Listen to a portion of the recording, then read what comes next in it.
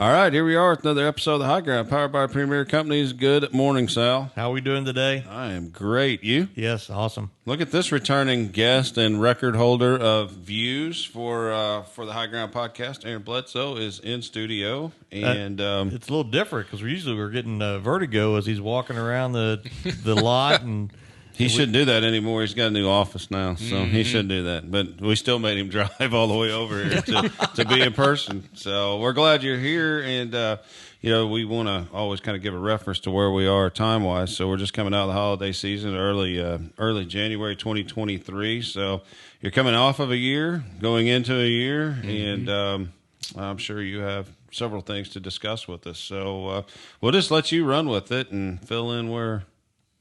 As soon as you hesitate, we're going to throw something else at you. So. Well, the other day, Scott Sharp asked me for a reference point is where we were right now versus last year, looking at new crop. We can talk about old crop as far as how all that works out, but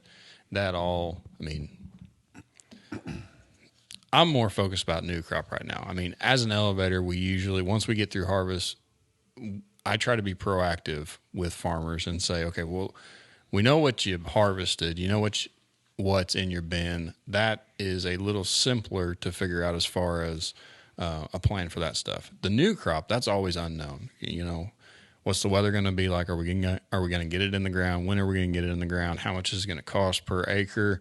What are futures going to do?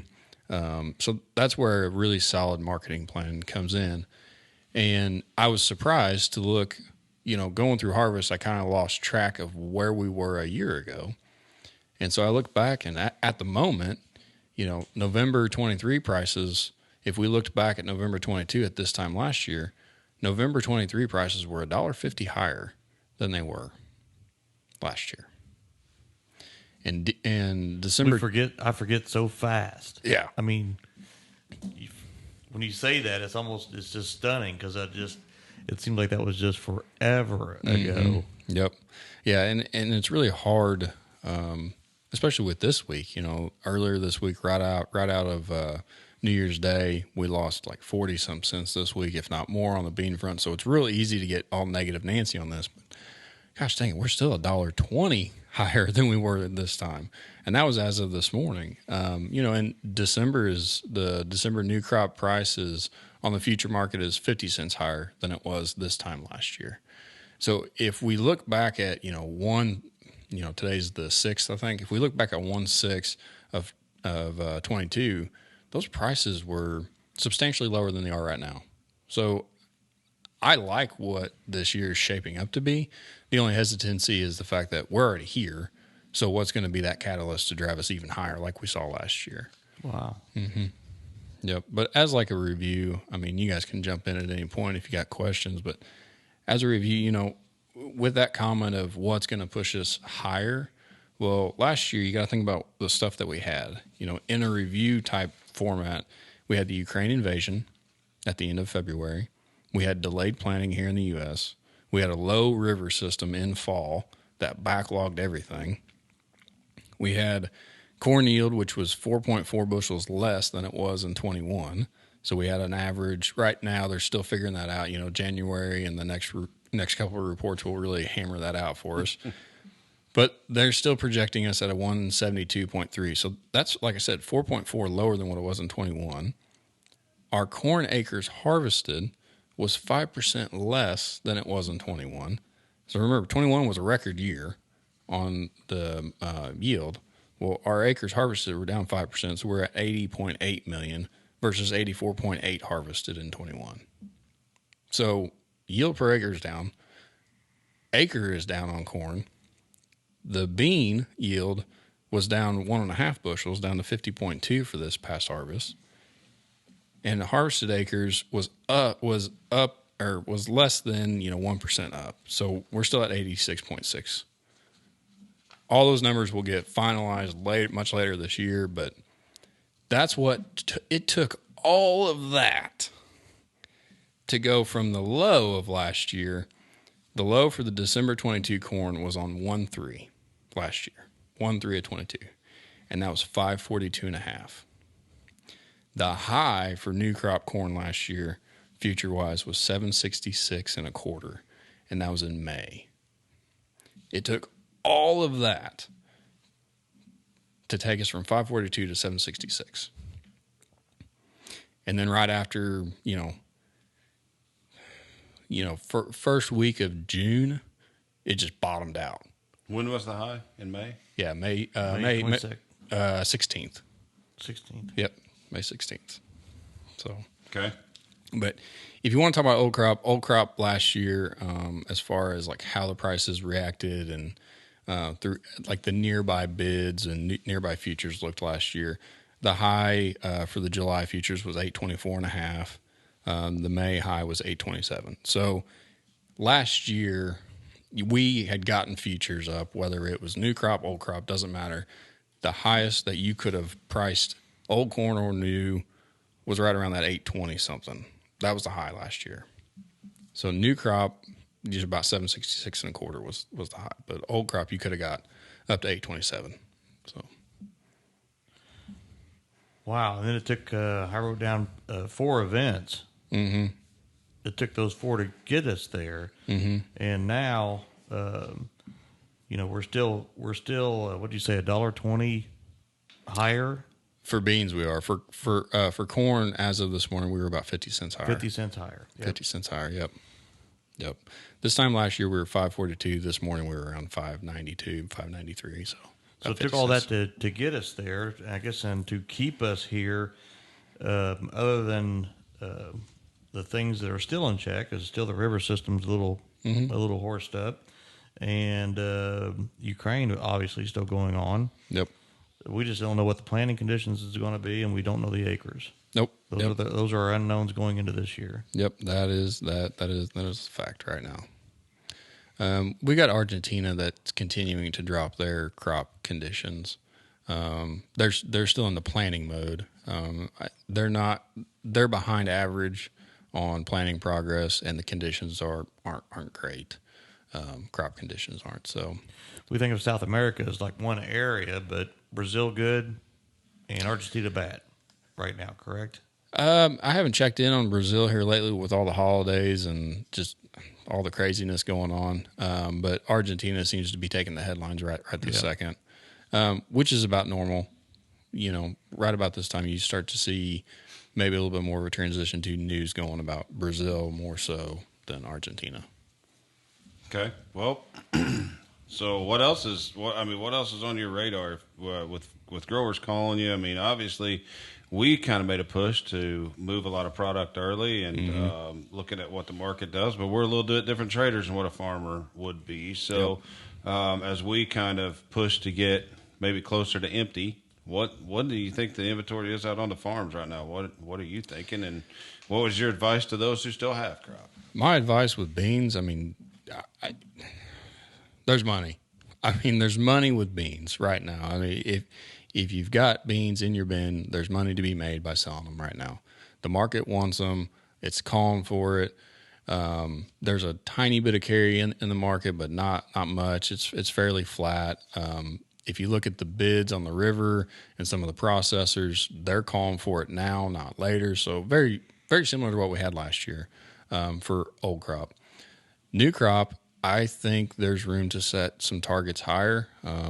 I know that all last year I was kind of hesitant on beans. I'm still hesitant to say that, to get on the bandwagon and say, hoorah, we're going to go to $17 for beans. But if your inputs look like they're going to be a little lower this year than last year, and that's an overarching thing. I mean, that's talking CPP for everything. Some products are going to be higher, some products are going to be lower, but it feels like maybe the cost to play the game is not quite as high as it was last year, but we've got beans $1.20 higher than they were this time last year. So if your cost per acre is slightly lower, but you can get more out of the bean bushel, why not lock in that margin, at least on a portion of it? I've been getting a lot more phone calls on new crop beans than new crop corn, and I completely feel good about that.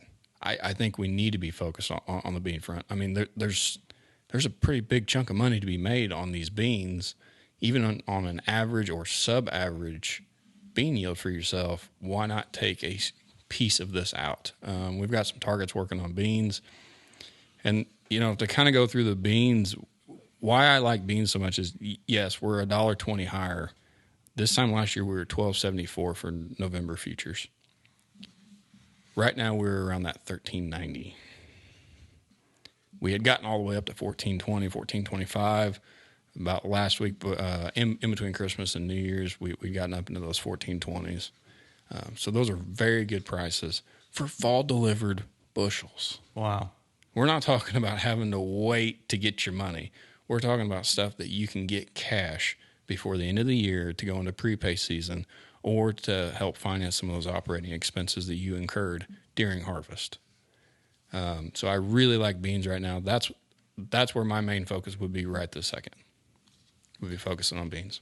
So the danger here is the emotion. We saw 14.25, right? Yep. That's the danger is just the emotion, and we all feel it. We're like, well, we missed. What? How did you phrase it? You didn't lose money. It was an opportunity, right? Yep. You didn't capture the opportunity that was in front of you. So take the emotion out and look at your inputs, which look like, and it depends on your product mix and what you're using. Some products are up, some products are down. That's a really good way of putting it. But on average, looks like they'll be maybe down, but maybe flat, maybe up, just a little bit. But it won't be extreme. The increases or decreases have fairly much been baked into the crop protection and seed. And we just had a podcast I think we're gonna have on the crop nutrients. So it does look like a good opportunity to take some profits. Yep. On new crop beans. Mm-hmm. Yeah, and as a farm marketer, we are risk management people. We try to manage the risk and the opportunity of losing a lot of money. We try to minimize the loss and maximize profit is what we're really trying to do as a farm marketer. And that's just trying to take some of the risk off. Right now, you can take a big chunk of risk off the table by just locking in, taking staggering steps into this. I had a guy on the phone the other day. He goes, well, I feel like I probably ought to sell some beans. That way, everybody else that sells them after me can experience good prices. Because I know as soon as I sell them, the market's going to go up. We're like, okay, well, how about we set a target a little bit higher than what it is right now? So when it does hit, you can put another target in a little higher so that you can be one of those guys that you helped out. And I think that was it. It's just step your way into this. We had guys do that last year, and it worked out very well for them. There's a old curve, and I know everyone's seen it. And I'm sure if we can find a graphic of it, we'll post it too. But there's the bell curve of the greed and despair, and if you look at the December 22 future or the charts that I have here, it's not as volatile as the beans, just because the beans, when they swing 50 cents. Corn swings 20 cents. So it looks more dramatic on beans. Percentage-wise, they're about the same as far as drastic moves. But corn, December 22 corn was a very good example of, you start going and you're like, oh, this looks good. And then you start climbing the hill and it's like, we're going to go to $8. We'll just hold on. Like, this crop isn't looking very good. And then all of a sudden you get to that top, which was 766 and a quarter. And I can tell you at that point, I was not getting very many phone calls for new crop corn. And then all of a sudden we rode almost $2 down in a matter of a month and a half. And then I started getting phone calls because that's at the despair moment. And then you start climbing, and then we started climbing again into harvest, which is typically unseasonable. I mean, you don't typically see a climb, but in the fall of 22, we had the river conditions. So, and the crop started to come in, and it was like, okay, well, maybe it's not as good as we thought it was. One of the other reasons why we didn't get too many phone calls in that June timeframe and late May was they had been listening to the advice of trying to get to a certain portion sold for new crop. And then at that point, when it got dry, everyone was starting to say, maybe I'm not 30% sold. Maybe I'm actually like 60% sold. So let's take a step back. And then the rains came, and then we started to see the futures fall. So it's a tightrope, but they feathered stuff in on that way up, and they captured some of that. So it's interesting you say that the calls stopped at the highest point. Mm-hmm. What does that tell us about all of our human nature? But you're right, though. I mean, at that point, it was dry. Yeah, it was. And it's easy now, hindsight, right? Oh, yeah. And you're as spot on. We thought we were 30%, 20%, 25%. Uh-oh. Am I 60? Am I 70%?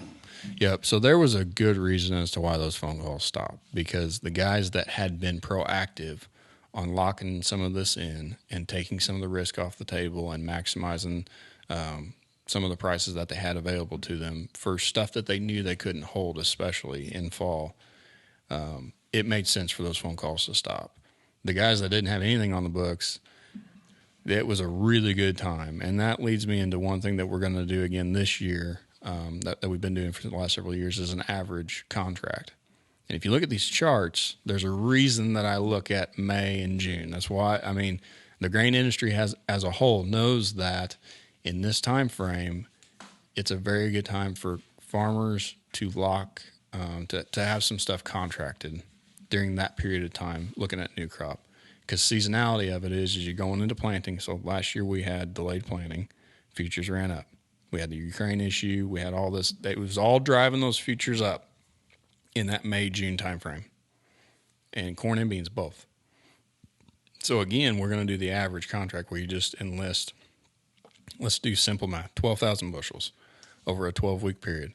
1,000 bushels gets priced every single week. And at the end of that 12 weeks, those prices get averaged out, and you have 12,000 bushels at X price. But what you did was you took the emotion out of it.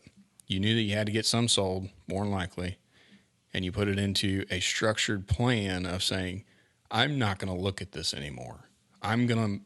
Hopefully this market works for me. I'm going to make it work for me. I'm going to put it in a time of year where it seasonally has the potential for rallies. Because there's always that fear of, oh, well, we're a little wet, or, oh, we're a little dry, or, well, North Dakota didn't get as many acres planted as they thought. Or you've got South America, bringing the beans in at that point and saying, they weren't as good as what we thought they were. So the volatility lends itself to where prices can make runs, and that's what you're looking for. If you are bullish and you think prices will go up, you need volatility to do it. And we're setting ourselves up for another year of that. Is that average contract, is that something kind of unique to us, or is that common throughout the industry? And how's your time frame work? Yeah. So last year we ran from mid-May to the end of July. Before we had ran 16-week periods, and that had started in April, and it ran through the end of July. But I took April out because we did it 2 years, and April just beat the dog crap out of us. I mean, it really hammered the average. Last year, if we had kept April, it looked even better. But every year's a little different. But 12 weeks works out nicely. It's free. It doesn't cost anybody anything. I do all the legwork. I do all the work. You just tell me how many bushels you want put into it. We get you a contract that just says, hey, I enrolled X amount of bushels in this program. It's not unique to us. People across the nation do it. Some don't offer it. Some do offer it. It's nothing crazy. There's no hidden fees or hidden double ups. There's no options running in the background like, oh, crap, like now all of a sudden I got to pay margin call on this. There's none of that. It's just me saying, okay, you want to put X amount in? I'll price them for you every Wednesday at the close over this period. And then at the end, here you go. You've got a contract for X amount of bushels at this price. Delivered when? Delivered in fall. Okay. We can set them up to do different delivery periods if that's something someone's interested in. We've got all sorts of different ways that we can market grain for you. You just got to call us to say, what are your needs? When do you need to move stuff? And cash flow for yourself. When do you need money? If you know you have to sell to generate cash, why not be proactive and try to market it in a way where you get the most cash possible instead of just saying, oh, crap, I got to sell because I got a payment due. Well, we could have maybe marketed that grain a little better, maybe not. But we at least had the option to do something instead of being forced into doing something. That's what we're going through on the matter of fact. Just right before we came in here, I was on the phone with a grower, and we were talking about different financing options. And for those listeners that aren't familiar, it takes a lot of money to put a crop out, and you don't get your money back until you harvest the crop. All right, that's basic. All of us know that. But if you're not familiar with agriculture, well, there's a lot of different offers out there, and one of them that we do offer at Premier Ag is Secure by Winfield United. And it's got a February 1st term due date of, in this case, it'll be 24. And we're talking about some different options that come due in November or December 1st. Well, that doesn't give you a lot of flexibility. And so that's one of those things you have to evaluate with your input financing as well, is when is the due date of the note. And a good interest rate may not be very good if it doesn't give you enough time to get the crop out. Mm-hmm. So, but that's one of the other things that we're playing with now. I think that due date's kind of interesting too, February 1st, because what you get to do then is you get all year to market your crop. And then, and this is no secret, everybody does it. They're like, well, can you hold my check till after the 1st so I don't have to pay Uncle Sam any more than I have to?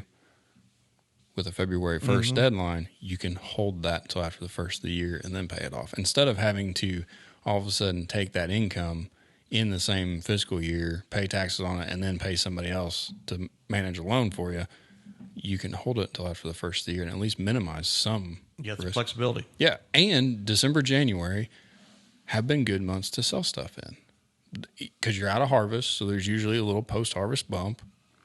You get to take advantage of that instead of having to sell everything before to pay your dues. Yep. So I didn't know that. I think that's kind of interesting. Yeah, and that offered the flexibility with us buying grain, and man, that just helps when we have that conversation out through the countryside with our members. So, what else do you have? I see you have a lot of numbers. Maybe you've hit them all. I'm not sure, but I've hit them all. I just kind of threw everything at you all at once. We can post the charts in the video. I think there's something interesting there. And the curve. Oh yeah, and the curve. Yeah, the bell curve. Yeah. If I get really good and I can find someone to help me, I'll try to put that little graphic on the charts. The problem with the beans is if you get overwhelmed or overstimulated real easy, the November 22 bean chart is not one to look at. I looked at it and I started going cross-eyed because, I mean, it looks like on June 1st we were that 1580. On June 9th we were 1584 and 3/4. July 1st we were 13 1/4. Wow! In a month. Wow! I mean, you want to talk about despair and just losing your mind? That would do it to anybody. So that's why these marketing plans, and we can tailor anything to anybody, and we're free. Pick our minds. We try to do what's best for you because we're part of the co-op system. It doesn't do us any good if we tried to take advantage of you. Like that makes no sense. So we win when you win. So just give us a call. We've got a board of farmers that probably wouldn't appreciate us doing that. No, they would not appreciate that at all. They would not appreciate it at all. And the elevator, how they work is different than how farmers work. Farm marketing is different than elevator marketing. So we're trying to work together to solve a puzzle. We're not trying to battle each other to beat each other up here. We're trying to work together to get something done. So I'm not out to get the farmer, and the farmer's not out to get me by taking their bushels somewhere else instead of me. We're trying to work together. It's just one big puzzle, trying to piece it together. Okay. Well, I don't have anything. That's all. I'm sure I have more questions. I'm not sure what they are. Well, as we do the USDA reports, we'll probably still have you back. I think we see you rather frequently. You always have something to talk about. So we'll continue that on through 2023. So all right. Well, that wraps up another episode of The High Ground, powered by Premier Companies. Make sure you like and subscribe. And Aaron, thanks for coming in today. Thank you, guys. thank you.